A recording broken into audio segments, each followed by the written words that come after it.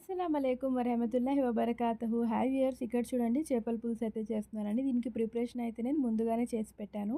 ఇక్కడ 2 పెద్ద సైజ్ ఆనియన్స్ని ఇలాగా 2 స్పూన్స్ ఆయిల్ జీలకర్ర వేసి ఇలాగా కలర్ చేంజ్ అయ్యేంత వరకు ఫ్రై చేసుకోండి. అది నార్మల్ టెంపరేచర్ వచ్చినాక మిక్సీ జార్లో కచ్చాబచ్చాగా గ్రైండ్ చేసి అయితే సైడ్లో పెట్టండి, అంటే ఎక్కువ గ్రైండ్ చేయకుండా.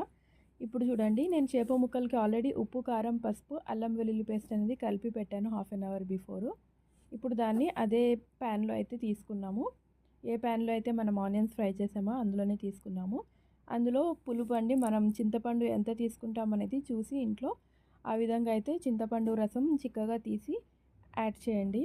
ఆ తర్వాత అందులో ఆనియన్, జీలకర్ర ఏదైతే మనం పేస్ట్ చేసి పెట్టుకున్నామో ఉల్లిపాయ జీలకర్ర, ఆ పేస్ట్ని యాడ్ చేసి చేత్తో మసాలాలన్నీ పట్టేలాగా మంచిగా మిక్సప్ చేయండి.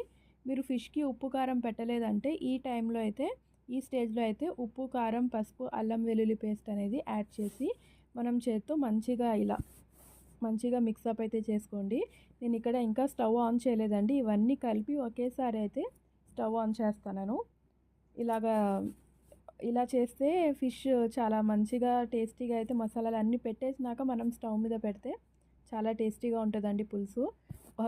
ఇంట్లో ఒక్కొక్క విధంగా అయితే ట్రై చేస్తారు. సో మీరు ఒకసారి ఈ స్టైల్లో అయితే ట్రై చేయండి, చాలా టేస్టీగా ఉంటుంది ఫిష్.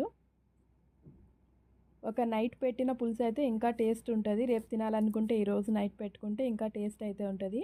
ఇప్పుడు ఇందులో కరివేపాకు యాడ్ చేయండి. ఒక ఆనియన్ అయితే ఇలా కొంచెం లావుగా కట్ చేసి పచ్చి ఆనియన్, 4-5 పచ్చిమిర్చి యాడ్ చేసి ఒక 2 స్పూన్స్ ఆయిల్ పైనుంచి యాడ్ చేసి ఇప్పుడు స్టవ్ ఆన్ చేసి పెట్టండి. దీన్ని లిడ్ పెట్టేసి ఒక 10 to 15 మినిట్స్ అయితే పెడితే ఈ ఫిష్ అనేది త్వరగా ఉడికిపోద్ది, కాబట్టి త్వరగానే ఉడికిపోయిందని చూడండి. ఇప్పుడు ఇందులో మంచిగా ఫిష్ అనేది ఉడికినాక మనం 5-6 వెల్లుల్లి అండి, గార్లిక్ ఏదైతే ఉంటాయో అవి దంచి అవి యాడ్ చేయాలి.